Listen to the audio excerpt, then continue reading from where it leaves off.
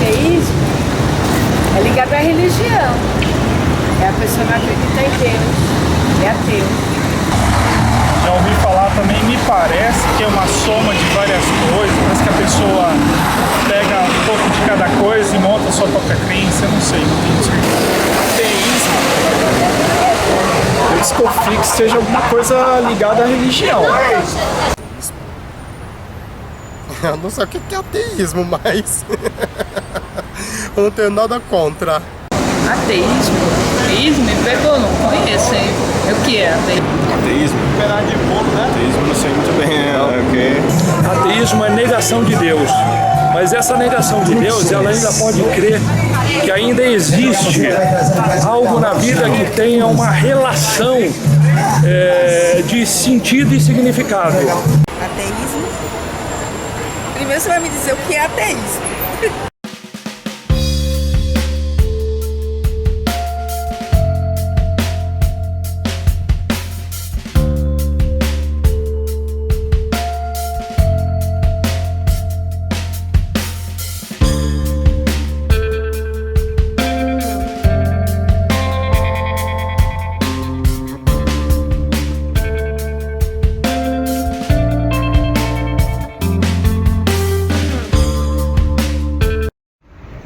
Então, quando eu converso com as pessoas, amigos, conhecidos, eu vejo que tem diferentes concepções assim do que é o ateísmo, né?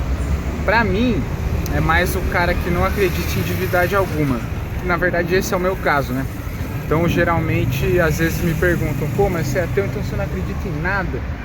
Daí, às vezes, acho meio difícil de responder essa pergunta, porque eu acredito em muitas coisas, mas naquilo que concerne a deuses e a seres que controlam a nossa vida, isso eu não acredito.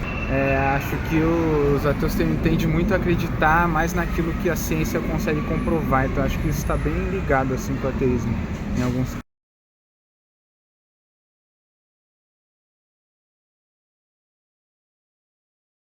Me defina macaco. Eu te garanto que pouquíssimas pessoas sabem definir o que é um macaco. Definir mesmo, com características anatômicas do que é um macaco. Tá? Ainda que seja de forma leiga, não científica. Ah, mas eu não aceito evolução, eu não admito que eu tenha vindo do macaco, eu não sou parente do chimpanzé, mimimi. Ok, senhor negador da realidade. Não precisa aceitar a evolução para concluir que os seres humanos são primatas. E eu vou listar as principais características dos primatas aqui. E vocês vão ver que todos estão presentes em seres humanos. Mamífero, todos nós somos, porque as nossas mulheres dão de mamar para os nossos bebês, né, para os nossos filhos, e placentário todos nós somos, porque todas as gestações humanas envolvem a participação da placenta. Bom, primata é qualquer mamífero placentário que possui esta sequência de características principais. Tem outras que eu cortei, mas vou falar as principais. Uma série de características dentárias aqui que eu não vou conseguir explicar para vocês, mas basicamente nós temos dentes molares com cúspides bunodontes, nós perdemos pelo menos um par de incisivos e um par de premolares na nossa dentição, tá? Comparado com os outros mamíferos. Como a nossa cara é bem achatada, as nossas órbitas são voltadas totalmente anteriormente,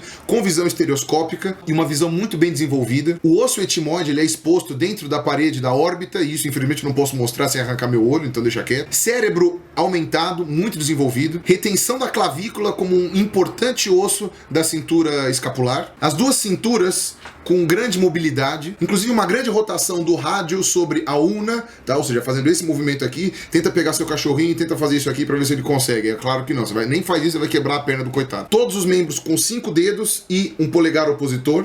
Almofadinhas táteis nas pontas dos dedos, com impressões digitais. Unhas no lugar de garras, ou seja, nossas garras são modificadas para ficar achatadas em cima dos dedos, para não atrapalhar exatamente essa almofadinha. 2 glândulas mamárias apenas. Se vocês forem comparar com qualquer outro mamífero que vocês conheçam, vocês vão ver que nenhum deles apresenta só 2 glândulas mamárias. Gravidez de apenas 1 e no máximo 2 filhotes, apesar de que isso tem convergência com outros grupos de mamífero também. Gestação muito longa e cuidado parental muito longo. Frequentemente muito sociáveis e com uma divisão hierárquica nas sociedades muito bem definidas, apesar de poderem ser alternáveis. Existem em todos os primatas, inclusive na gente. Se possui essas características, então é primata. E eu garanto que todos aqui que estão assistindo meu vídeo, e eu inclusive, temos essas características. Ou seja, mesmo que você não aceite a evolução, a definição de primata é muito clara e objetiva. E se você acha que Deus criou todos os animais e plantas iguaizinhos do jeito que eles estão hoje aqui no planeta, então você tem obrigação de admitir admitir que Deus criou o homem como um primata. Fim. Somos todos macacos.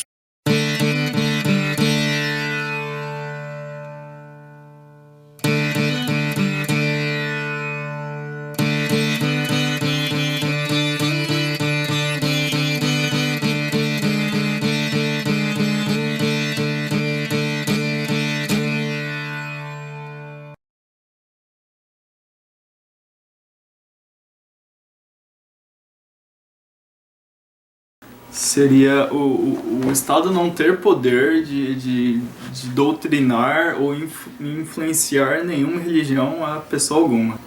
E isso vai muito além de ser uma coisa só religiosa, uma coisa que só o pessoal ateu, só o pessoal não religioso quer, porque a liberdade religiosa, você querer ou não acreditar em algo, ou no que você quer acreditar, é uma coisa pessoal. E se você olhar por fora, então, a laicidade do Estado quer dizer que o Estado não pode influenciar nas decisões pessoais da pessoa.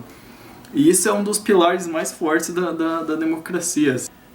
Você vê desde coisas pequenas e sutis até coisas que são desastrosas, até coisas que são realmente ameaças graves à laicidade do Estado. De coisas pequenas você vê, por exemplo, os crucifixos em repartições públicas, né? O Deus seja louvado nas cédulas do real. De certa forma, é o Estado tentando influenciar na religião das pessoas. Você sendo cristão, você não vê mal nenhum nisso, porque é só coisinhas pequenininhas, não faz mal nenhum, é só umas coisa boa, que mal faz, isso é perseguição, não sei o quê.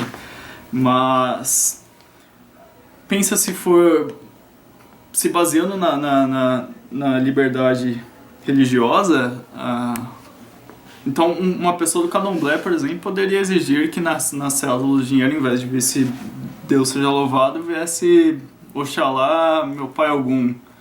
Ou uma pessoa ateísta que não tem religião alguma poderia exigir que viesse escrito Deus não existe em toda nota de real. Você ia gostar disso, né? Nenhum cristão iria gostar disso. Então, a sua liberdade ela só vai até onde começa do outro. Você tem que ter noção disso. E se você defende um Estado democrático, você não defende só para você e para sua religião, você tem que defender para todos. Então a laicidade do Estado, ela não só é boa para as pessoas que não têm religião, como ela é boa para dar liberdade religiosa para todos. E nenhuma religião deve ser mais beneficiada como a cristã é no nosso país, né? E fora dessas coisas sutis, dessas coisas pequenininhas aí, tem as coisas que são muito mais graves, né? Que são as próprias leis que são redigidas lá no Congresso e tudo mais, sobre a legalização, sobre a criminalização do aborto, que não é mais uma lei sobre se você é a favor ou não do aborto, é uma lei sobre o aborto, é sobre saúde pública, porque as mulheres não vão parar de abortar. E se isso é crime, elas vão buscar por clínicas clandestinas e mulheres morrem todos os dias por isso e tudo mais. Então você tem que regularizar uma coisa dessa. Você não tem que criminalizar sabendo que criminalizar não vai parar a existência disso. Fora disso tem as pesquisas com células-troncos que estão barradas há muito tempo por conta de intervenção religiosa, que seriam uns avanços gigantescos para a medicina. Tem o casamento homoafetivo, como que o Estado tem que interferir no que a pessoa sente por outra pessoa, que isso é um absurdo.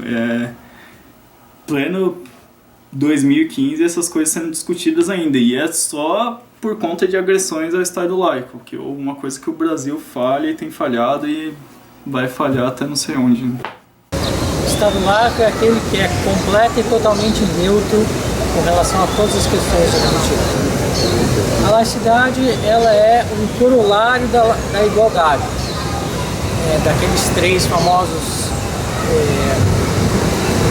dos três grandes lemas da Revolução Francesa, igualdade, fraternidade e liberdade. A igualdade é uma das bases das democracias modernas, e a igualdade, no que diz respeito à religião, só pode existir quando o Estado é laico. Né? Se o Estado não é laico, e tem alguém sendo prejudicado, ou tem alguém recebendo algum privilégio indevido.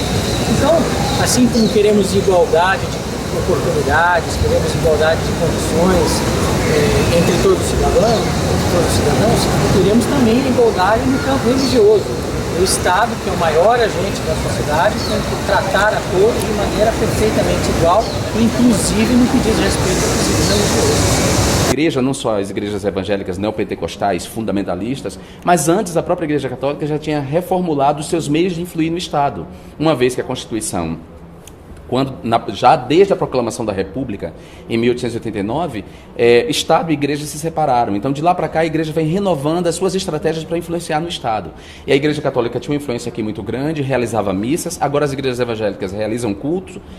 Os seus deputados vão à tribuna dizer que estão aqui a serviço de Jesus. Isso num país multicultural, num país plurirreligioso, com uma formação cultural e histórica diversa, ou seja, portanto, desrespeitando pessoas de outras religiões, desrespeitando as pessoas que não têm religião. Somos privilegiados, porque o Brasil é um Estado laico. Aqui nós não temos uma religião oficial. O Brasil não financia nenhuma religião, não estimula nenhuma religião, mas garante todas, assegura todas, respeita todas e respeita inclusive o cidadão que não tem religião. Vamos começar nosso culto. Acho que o pastor Filemon, nosso líder de hoje, deve estar chegando. Que tu nos dirija, ó Pai. Mas obrigado ao Senhor pela tua proteção. E eu sei que foram os esforços dos nossos antepassados que o Evangelho do Senhor Jesus nos alcançou. E nós podemos estar aqui comemorando 100 anos da Assembleia de Deus no Brasil. A sociedade não é laica. Então, a Constituição, na teoria, o que também não é verdade, a teoria tem que se basear no laicismo e você não pode se basear em nenhuma religião. Mas as pessoas que formam as leis são religiosas e elas vão debater dentro de uma visão de mundo religiosa. Sim, dentro de uma moral religiosa. Né? Então, o ensino é laico? Até que ponto? A gente tem muito professor que é religioso. Então você tem, por exemplo, as crianças na escola em que eu trabalho agora, elas têm aquela mania de fazer aquela brincadeira com um copo, do qual você chama espírito, etc. Até que ponto isso é verdade ou mentira? Isso depende da crença de cada pessoa. Mas aí quando você pega um professor que pega as meninas assustadas, de você acalmar elas, falar pra ela não fazer mais esse tipo de brincadeira, que isso não se envolve na escola, ela vai lá e reza um Pai Nosso com as crianças. Um professor. Exatamente. Tem professores que vão lá e rezam um Pai Nosso. Isso, de fato, não deveria ser porque é laico, porque nem todas as religiões, existem religiões como o budismo, por exemplo, que não se reza o Pai Nosso. Não são todas as religiões. Né? As religiões ocidentais, parte delas aceita o Pai Nosso, né? Que dizem que é a religião universal, que não é verdade. O judaísmo não aceita. Não é verdade. Mas assim, todas as escolas, quase todas, não são todas as escolas que eu dei aula, tem um crucifixo, um Cristo assim na parede. Não dentro da sala de aula, mas a maioria das salas dos professores, em algum lugar da escola, seja na secretaria... Tem Bíblia também.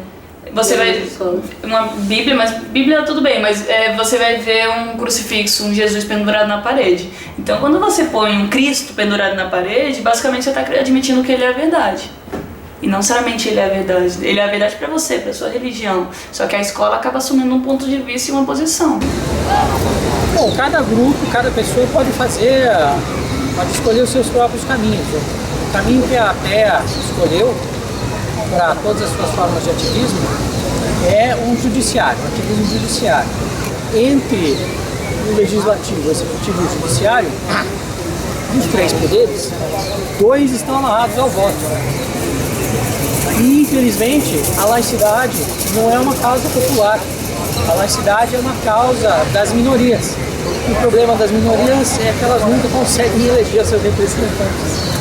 Então, quem é o político do executivo, do legislativo, que vai se comprometer com essas causas? São políticos caríssimos. E mesmo que eles sejam pessoalmente comprometidos, em geral, eles precisam da aprovação da maioria para aprovar uma nova lei, ou para revogar uma lei antiga, ou para criar uma política pública nova. né, o executivo precisa do voto para chegar lá, tem um compromisso com as pessoas que elegeram. E no legislativo você precisa da maioria de todas as pessoas que foram eleitas para aquele clube.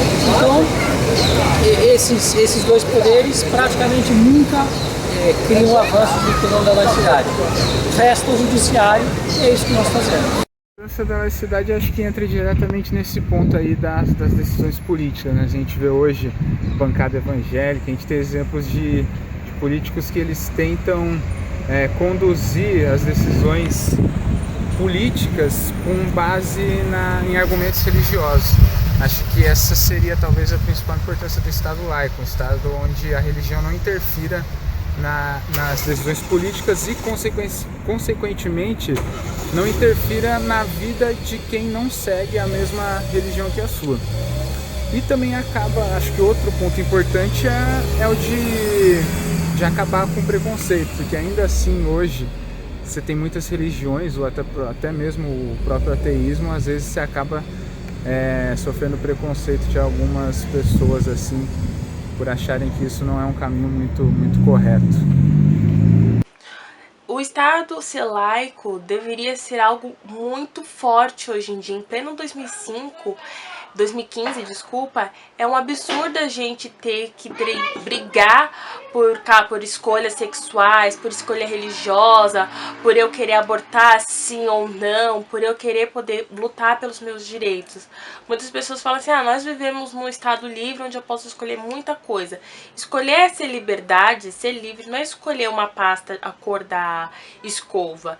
Ser livre hoje é poder escolher o que quer ser, o que quero assistir, o que eu quero fazer da minha vida. Se eu quero ser católico, se eu quero ser evangélico, se eu quero ser gay, se eu quero fazer o que eu quero fazer. Isso daí deveria ser... Isso tem que ser o Estado laico, a pessoa ser livre para fazer o que quer.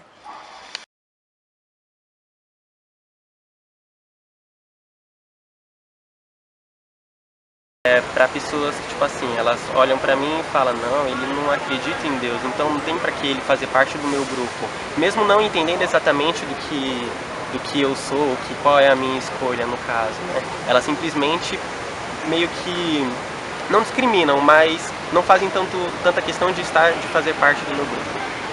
Eu acho assim, as pessoas, eu não sou ateia, mas as pessoas que são ateus, eles fazem o bem sem ver a quem realmente. Eles fazem sem esperar nada em troca. A pessoa que é mais religiosa, acho que sempre coloca Deus, eu vou fazer para Deus me devolver alguma coisa. Tem muito religioso que é assim. É um campo completamente diferente, né? A gente tem que... Seria ótimo se a gente tivesse algum poder para criar políticas públicas específicas nessa área.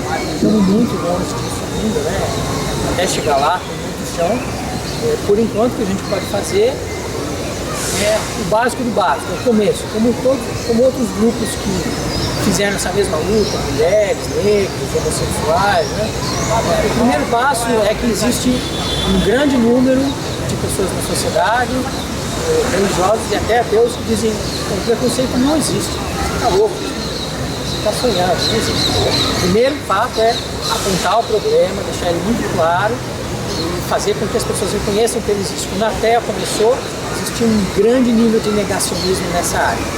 À medida que a gente foi mostrando os casos particulares de crianças sofrendo bullying na escola, de menores sendo expulsos de casa pelos próprios pais, de gente sofrendo violência física e verbal das maneiras mais incríveis que você imaginar, de pessoas sendo despedidas, pessoas não sendo contratadas, pessoas sendo ostracizadas dentro da próxima família.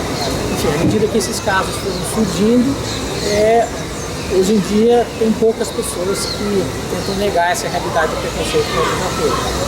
Aí, o passo seguinte é começar a criar estrutura dentro da própria organização, e de maneira que a gente consiga trazer essas pessoas que sofreram preconceito, fazer com que elas tenham vontade de vir até nós para fazer as denúncias, e que essas denúncias vão em frente. No momento estamos nesse ponto. A gente quer estimular as pessoas a fazerem as suas denúncias, quer que a sociedade saiba que isso está acontecendo. Hoje em dia, se você disser, num ambiente qualquer, você chega com um negro e chama ele de macaco, você sai preso. Ótimo. bom, né? Mas hoje em dia as pessoas, inclusive o agressor, ele já tem consciência disso. Mesmo o sujeito que não mudou de ideia com as novas leis, ele tem ideia do que é possível acontecer em termos de punição com ele. Isso é ótimo. As pessoas se indignam. Isso dá manchete.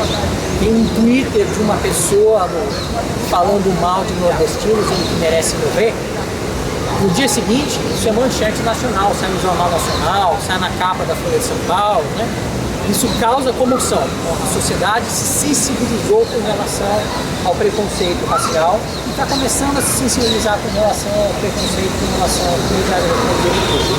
Mas não existe absolutamente nenhuma comoção com relação ao preconceito dirigido contra ateus. A pessoa pode dizer que ateu merece morrer, a pessoa pode dizer que as maiores calamidades a respeito do ateu, que é criminoso, que é só estuprador, que tinha que estar na cadeia, pode dizer o que for. O Ministério Público não faz nada, a mídia não acha nada, não dá manchete. É a mais perfeita normalidade. Xingar ateu é uma coisa assim, é um valor da sociedade, coisa que é perfeitamente normal. Muitas vezes vejo que os alunos ateus eles são mais abertos e mais críticos e melhores alunos até em matéria de comportamento, de respeitar melhor o professor do que muitas vezes os alunos religiosos. Então alunos católicos e evangélicos que têm uma formação muito religiosa, na minha experiência. Então, mas pra você ter ideia, eu não tive um aluno ateu. Então eu não tenho nem como... Você nunca teve um aluno ateu? Os ateus eles devem se unir mais, bem como é feito em várias comunidades cristãs, evangélicas, porque eles precisam se impor diante da sociedade. Eles precisam mostrar para a sociedade que eles fazem parte de um mesmo ciclo societário que nós estamos vivendo hoje. Afinal, está de lá, teoricamente, mas eu acho que é importante sim os ateus e agnósticos eles se juntarem para mostrar que eles existem e para brigar por esse estado que deveria ser mais laico, eu acho.